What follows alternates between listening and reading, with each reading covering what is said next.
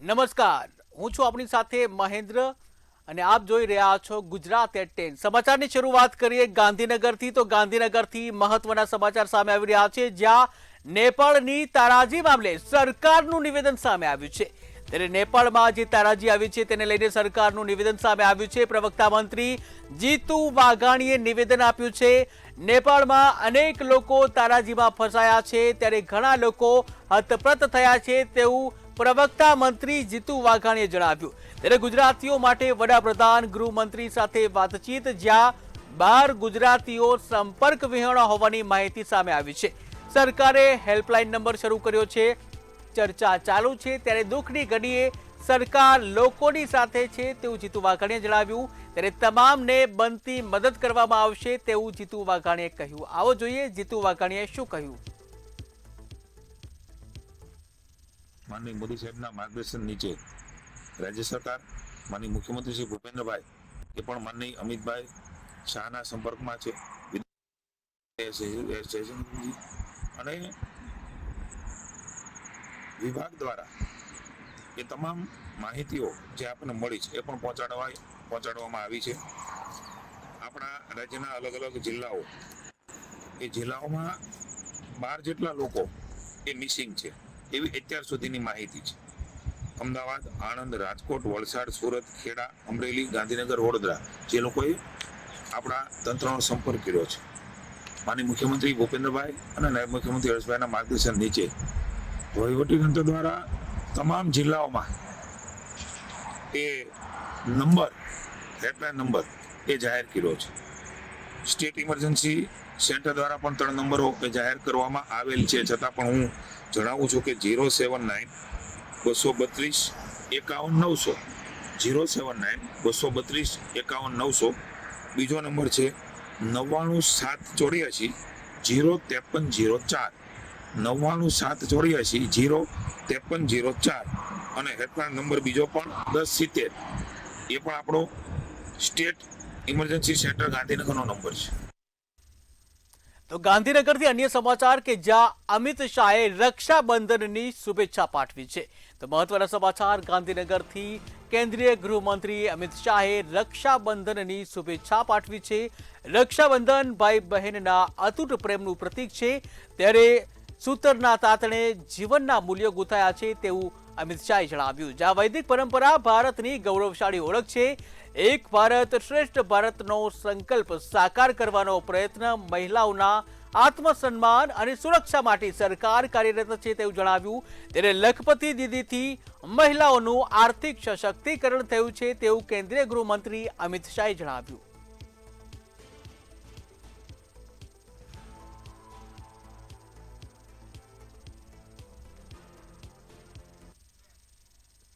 તો ગાંધીનગરથી અન્ય સમાચાર કે જ્યાં જગદીશ વિશ્વકર્માએ રક્ષાબંધનની શુભેચ્છા પાઠવી છે, ત્યારે ભાજપના પ્રદેશ અધ્યક્ષ જગદીશ વિશ્વકર્માએ પણ રક્ષાબંધનની તમામને શુભેચ્છા પાઠવી છે।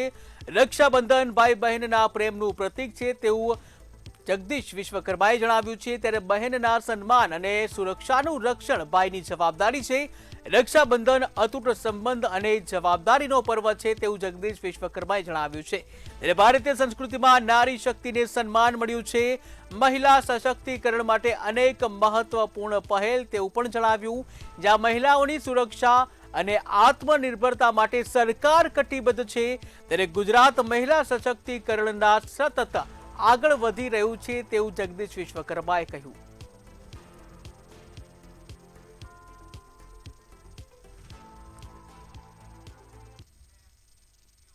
તો સમાચાર હવે અમદાવાદથી કે જ્યાં ક્રાઇમ બ્રાન્ચને મોટી સફળતા મળી છે, મોટી કાર્યવાહી કરવામાં આવી છે। તો મહત્વના સમાચાર અમદાવાદ ક્રાઇમ બ્રાન્ચને લઈને અમદાવાદ ક્રાઇમ બ્રાન્ચ દ્વારા મોટી કાર્યવાહી કરવામાં આવી છે। નવરંગપુરા છેતરપિંડી કેસના 3 આરોપીઓને ઝડપી પાડવામાં આવ્યા છે। ત્યારે છેતરપિંડીના ગુનામાં 3 આરોપીઓ નાસ્તા ફરતા હતા, જ્યાં ક્રાઇમ બ્રાન્ચે 3 આરોપીઓને ઝડપી પાડ્યા છે। ત્યારે નવરંગપુરા પોલીસ મથકમાં હાલ તો ગુનો નોંધવામાં આવ્યો છે, જ્યાં 3 આરોપીઓ સામે કાયદેસરની કાર્યવાહી પણ કરવામાં આવી છે। ત્યારે 3 આરોપીઓ નાસ્તા ફરતા હતા, જ્યાં ક્રાઇમ બ્રાન્ચને સફળતા મળી છે।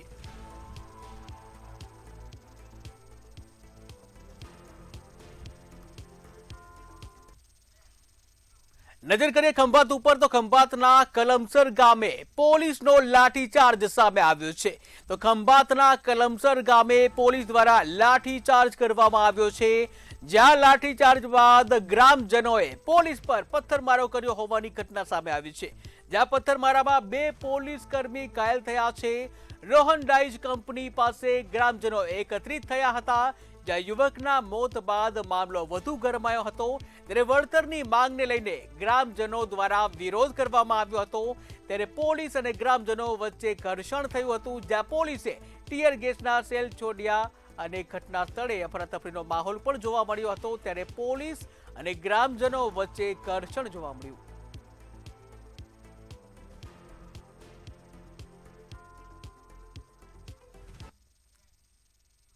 તો આણંદના કલમસરમાં રોહન ડાઇઝમાં વેસલ પડતા 2 કર્મચારી દબાયા, જેમાં એકની હાલત ગંભીર છે અને દુર્ઘટના બાદ કંપનીની સેફટી કામગીરી સામે સવાલો ઉઠ્યા છે। જોઈએ આ ખાસ અહેવાલ। આણંદના કલમસર સ્થિત રોહન ડાઇઝમાં દુર્ઘટના સામે આવી છે। કંપનીમાં વેસલ પડતા 2 કર્મચારી નીચે દબાઈ ગયા હોવાની ઘટના સામે આવી છે। ઘટના બાદ બંને ઇજાગ્રસ્તોને તાત્કાલિક કરમસદ મેડિકલ ખાતે સારવાર માટે ખસેડવામાં આવ્યા હતા। દુર્ઘટના બાદ હવે કંપનીમાં સેફટીની કામગીરી સામે પણ ગંભીર સવાલો ઉઠ્યા છે। હાલની દુર્ઘટનાનું ચોક્કસ કારણ શું છે તે હજુ સ્પષ્ટ થયું નથી। જાણ થતા એ કંપનીની અંદર યુનિટ 1 ની અંદર એક વેસલ ઉપરથી નીચે પડી જવાના કારણે એક અમારા કલમસર ગામના રણજીતસિંહ નટુભાઈ સિંધા એમને નીચે દબાવવાના કારણે પગમાં મોટા પ્રમાણેનું નુકસાન થયું છે। તેમને ખંભાત ખાતે ખસેડવામાં આવ્યા છે। ત્યાં સારવાર અર્થે તેમને ના પાડતા ત્યાંથી કરમસદ મુકામે હોસ્પિટલમાં ત્યાં લઈ જવામાં આવ્યા છે। અને આ ઘટના વારંવાર રોહન ડાઇઝની અંદર આ બનાવો બનતા રહે છે। કલમસરની રોહન ડાઇઝમાં બનેલી આ દુર્ઘટનાએ ફરી એકવાર ઔદ્યોગિક એકમોમાં કામદારોની સુરક્ષાને લઈને સવાલો કર્યા છે। હવે સમગ્ર ઘટનાની પારદર્શક તપાસ કરી દુર્ઘટનાનું કારણ બહાર લાવવા અને જવાબદારી નક્કી કરવાની માંગ ઉઠી છે। બ્યુરો રિપોર્ટ, મંતવ્ય ન્યૂઝ। નેપાળમાં આવેલા વિનાશક પૂર અને ભૂસ્ખલન વચ્ચે આણંદનું દંપતી સંપર્ક વિહોણું બનતા પરિવારજનોમાં ચિંતા વ્યાપી છે। આણંદના વિમલ પટેલ અને તેમની પત્ની જયમીના પટેલ 16 ઓગસ્ટે પ્રવાસ માટે નેપાળ ગયા હતા, જ્યાં નેપાળ પ્રવાસ બાદ બંને માનસરોવર યાત્રાએ જવાના હતા અને ચાઇના વિઝા માટે એસએમબી પહોંચ્યા હતા। ત્યારે પરિવારના જણાવ્યા મુજબ ગત રવિવારે બંને સાથે વાતચીત થઈ હતી અને ત્યારબાદથી સંપર્ક થઈ શક્યો નથી। હાલ દંપતીની સુરક્ષિત હોવાની આશા વચ્ચે તેમની શોધખોળ અંગે માહિતી મેળવવામાં આવી રહી છે।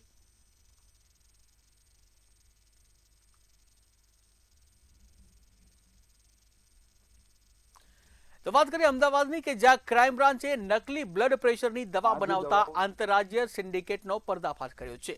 અમદાવાદ અને લખનૌથી 3 આરોપીઓની ધરપકડ કરવામાં આવી છે, જ્યાં તપાસમાં નકલી દવા ગુજરાતમાં વેચાતી હોવાનો ખુલાસો થયો છે। નડિયાદમાંથી 30 સ્ટ્રીપ નકલી દવા જપ્ત કરાઈ છે, જ્યારે ભુજમાંથી પણ જથ્થો જપ્ત કરવામાં આવ્યો છે, જ્યાં લખનૌથી ગુજરાત સુધી સપ્લાય થતો હતો, ત્યારે અન્ય આરોપીઓની શોધખોળ તેજ કરવામાં આવી છે। આ જે દવાઓ જે છે કુલ એ ફેબ્રુઆરી 2026માં ઉત્તર પ્રદેશથી સપ્લાય હતો અને એ સપ્લાય ડિમાન્ડ આધારે હતો અને એ અનુસંધાને લગભગ અમદાવાદ અને દેશના અન્ય રાજ્યોમાં આ જે દવા ગઈ છે એ ટોટલ જે છે એ લગભગ 2700 સ્ટ્રીપ્સ વેચાણ થયેલી છે અલગ અલગ જગ્યાએ। શરૂઆતમાં GB chemicals and pharmaceutical private limited તરફથી ફરિયાદ મળેલી હતી કે તેઓની નિકાળિયા રિટાયર્ડ નામની દવા Lilavati pharmacy and wellness private લિમિટેડમાંથી ડુપ્લિકેટ વેચાય છે। આથી અમે તરત જ ત્વરિત એક્શન શરૂ કરીને ત્યાંથી બોગસ ગ્રાહક મેળવીને એ દવા અમે પરચેસ કરવા માટે મોકલ્યા। સેમ બેચની બેચ ના મળતા અમે અલગ અલગ જગ્યાએ જ્યાં એને પરચેસ કરી હતી જ્યાંથી સપ્લાય થઈ તમામ જગ્યાએ તપાસ શરૂ કરી અને અમે 2 જગ્યાએથી એનો સેમ બેચનો મુદ્દામાલ અમે ઝડપી પાડી અને જપ્ત કરેલો હતો। તો નજર કરીએ અમદાવાદ ઉપર તો અમદાવાદમાં ભેળસેળ યા ખાદ્ય એકમો સામે હવે જનતા પણ સીધી કાર્યવાહી કરી શકશે। અમદાવાદ મહાનગરપાલિકાની બેઠકમાં આ મુદ્દે ગંભીર ચર્ચા કરવામાં આવી હતી। સ્ટેન્ડિંગ કમિટીના ચેરમેને સૂચના આપી છે કે શહેરની મીઠાઈની દુકાનોમાં ફરજિયાત રેપિડ ટેસ્ટ કિટ રાખવી પડશે। ગ્રાહકને કોઈ ખાદ્ય પદાર્થ અંગે શંકા હોય તો દુકાનમાં જ પ્રાથમિક ટેસ્ટ કરી શકશે। હવે ગ્રાહકને શંકાસ્પદ ખાદ્ય પદાર્થ જણાય તો પ્રાથમિક ટેસ્ટ બાદ એએમસીને ફરિયાદ કરી શકશે. ખાસ કરીને અત્યારે તહેવારની મોસમ છે અને આ તહેવારમાં ક્યાંક કોઈ વેપારી દ્વારા અખાદ્ય પદાર્થ જે છે વેચવામાં આવે તો કોર્પોરેશન દ્વારા તો એના ટેસ્ટિંગ કરીને નિર્ણય લેવામાં આવતો હોય છે, પણ સાથે સાથે કસ્ટમર પોતે પણ એટલે કે ગ્રાહક પોતે પણ જ્યારે મીઠાઈની દુકાનમાં કે ડેરીમાં જાય ત્યારે પોતે પણ ટેસ્ટિંગ કરી શકે આવી વ્યવસ્થા ગોઠવવા માટેની સૂચના આજની કમિટીમાં આપેલી છે. દરેક દુકાનદાર જે છે એને પોતે જ આવી કીટ રાખવી પડશે, જેથી કરીને કસ્ટમર જે આવે અને એને જે ઈચ્છા થાય એ પ્રકારના ટેસ્ટ ત્યાં સ્થળ ઉપર જ કરી શકે, જેથી એને ખબર પડે કે જે ખાદ્ય પદાર્થ ખાવાના છે એ કેટલા સુરક્ષિત.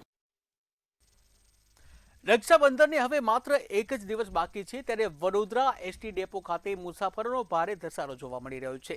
મોટી સંખ્યામાં લોકો વતન અને પરિવારજનો પાસે જઈ રહ્યા છે, ત્યારે કેટલીક બસોમાં ખીચોખીચ ભીડ જોવા મળી રહી છે. જ્યાં મુસાફરોને હાલાકી ન પડે તે માટે એસટી વિભાગ 50થી વધુ વધારાની બસો દોડાવશે.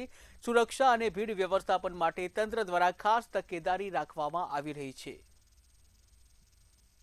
અમારા વડોદરા વિભાગમાંથી 26 તારીખથી 30 તારીખ સુધી રોડની 50 વાહન એક્સ્ટ્રા બસો ચલાવવાનું સંચાલન કરેલું છે.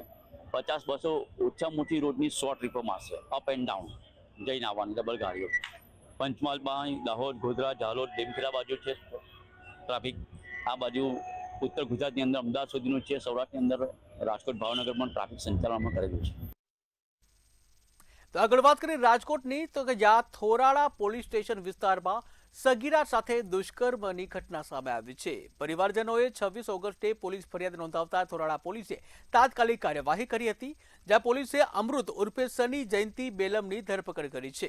ફરિયાદ મુજબ આરોપીએ સગીરા અને તેના પરિવારને જાનથી મારી નાખવાની ધમકી પણ આપી હતી, જ્યાં ધમકીના આધારે આરોપીએ સગીરા સાથે 4થી વધુ વખત દુષ્કર્મ આચર્યો હોવાનો આક્ષેપ છે. ત્યારે હાલ તો પોલીસે આરોપીની ધરપકડ કરી વધુ તપાસ હાથ ધરી છે. ફરિયાદી દ્વારા તેઓની સગીર વયની દીકરી, જેની ઉંમર 15 વર્ષ અને 3 મહિનાની છે, તેની સાથે વારંવાર દુષ્કર્મ કરવા બાબતની સંહિતાની કલમ 64 અને પોક્સોની કલમ હેઠળ ગુનો નોંધાયેલો છે. અને આ ગુનાની તપાસના કામે આરોપી અમૃત ઉર્ફે સની જયંતિભાઈ બેલમ નામના આરોપીની ધરપકડ કરવામાં આવી છે.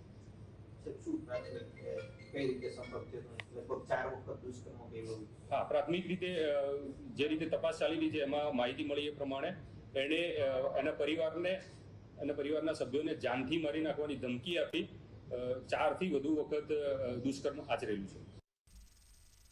તો ડેસરના પાંડુ ગામે નવનિર્મિત પ્રાથમિક આરોગ્ય કેન્દ્રનું લોકાર્પણ કરવામાં આવ્યું હતું. જિલ્લા પંચાયત વડોદરાના પ્રમુખના હસ્તે લોકાર્પણ કરવામાં આવ્યું, જે આ પ્રસંગે સાવલી ડેસરના ધારાસભ્ય સહિત મહાનુભાવો ઉપસ્થિત રહ્યા હતા. ત્યારે આરોગ્ય સમિતિના ચેરમેન, સહકાર અને સિંચાઈ સમિતિના ચેરમેન પણ જોડાયા. જે નવું આરોગ્ય કેન્દ્ર શરૂ થતા પાંડુ સહિત આસપાસના ગામોના લોકોને હવે નજીકમાં જ પ્રાથમિક સારવાર મળી રહી છે. ભારતીય જનતા પાર્ટીની ગુજરાતની આ સરકારનો હું આભાર માનીશ કે આરોગ્ય, શિક્ષણ અને ભૌતિક સુવિધાઓ માટે જ્યારે પણ વિસ્તારમાંથી જ્યારે રજૂઆત થઈ છે ત્યારે તાત્કાલિક ધોરણે પ્રજાહિતમાં નિર્ણય લઈને એમના આ કામ અમને ફાળવી આપ્યા છે. ત્યારે કરોડોની ગ્રાન્ટ આજે 2 કામ છે. પાંડુ પીપલસર રોડનું રિસર્ફેસિંગનું પણ ખાતમુહૂર્ત છે અને પાંડુ પ્રાથમિક આરોગ્ય કેન્દ્રના નવીન મકાનનું લોકાર્પણ પણ છે. ત્યારે આજના લોકાર્પણ પ્રસંગે હું આરોગ્ય વિભાગનો આભાર માનીશ, ગુજરાત સરકારનો પણ હૃદયથી ખૂબ આભાર માનીશ. તો વાત કરીએ રાજકોટની, કે જ્યાં એક જ પરિવારમાં બે આવાસ ફાળવવાના મામલે તપાસના આદેશ આપવામાં આવ્યા છે. ત્યારે આવાસ વિભાગના ચેરમેન દિલીપ લુણાગઢિયાએ અધિકારીઓને રૂબરૂ બોલાવી સમગ્ર મામલે ખુલાસો માંગ્યો છે. એક જ પરિવારને 2 આવાસ ફાળવાયા હશે તો એક આવાસ રદ કરવામાં આવશે. ઉપરાંત આવાસ ભાડે આપતા લોકો સામે નવી નીતિ લાવવામાં આવશે, જેમાં પ્રથમ વખત ₹50,000નો દંડ અને બીજી વખત આવાસ રદ કરવાની જોગવાઈ રહી છે.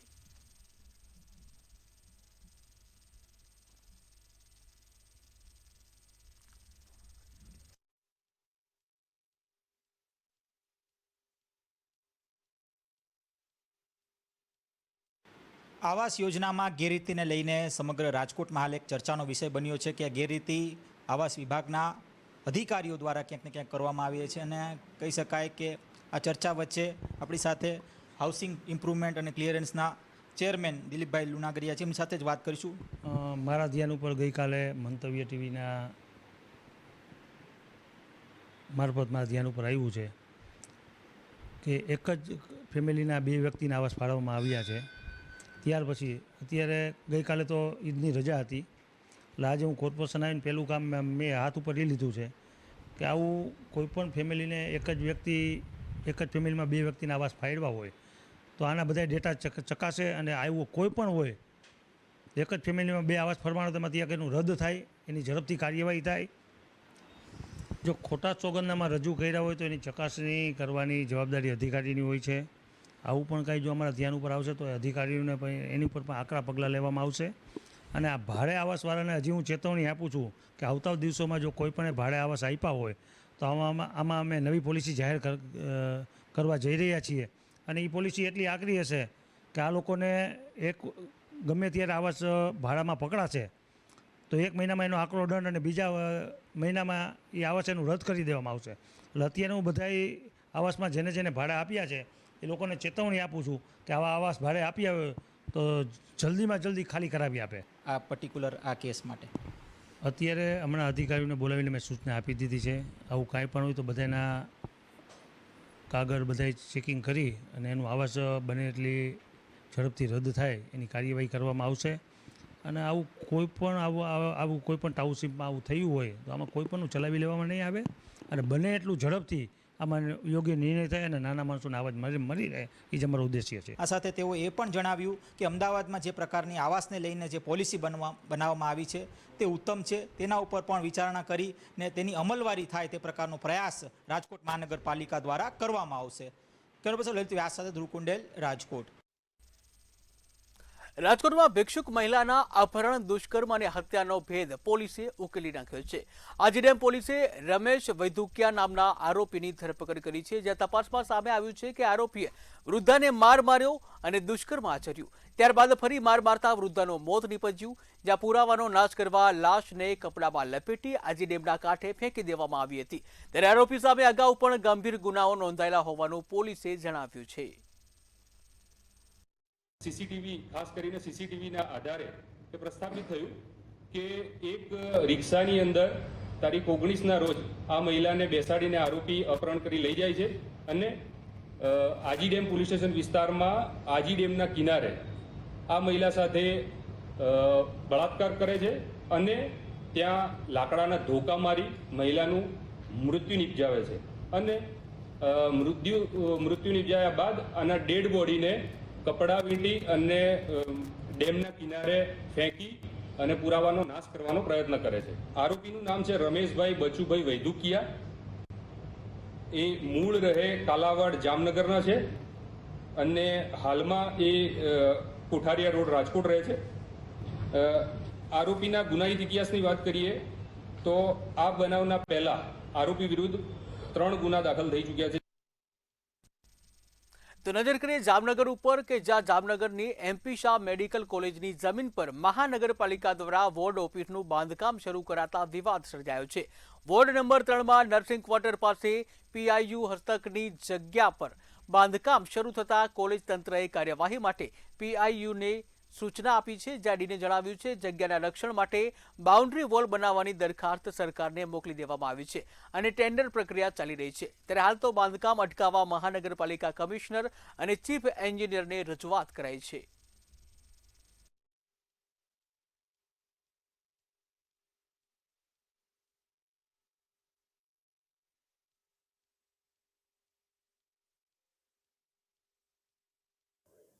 MP શાહ ગવર્મેન્ટ મેડિકલ કોલેજના કેમ્પસની તાબા હેઠળની નર્સિંગ ક્વાર્ટર્સની આજુબાજુની નાની જગ્યામાં કોર્પોરેશન દ્વારા એક વોર્ડની ઓફિસ બનાવવાનું ચાલુ કરવામાં આવેલ, જે અન્વયે અત્રેની સંસ્થા ખાતેથી PIUને સૂચના આપવામાં આવેલ અને એમના તરફથી બાઉન્ડ્રી બનાવવા માટે સરકારશ્રીમાં દરખાસ્ત પણ કરી દીધેલ છે અને બાઉન્ડ્રી બનાવવાની ટેન્ડર પ્રક્રિયા શરૂ થવામાં છે.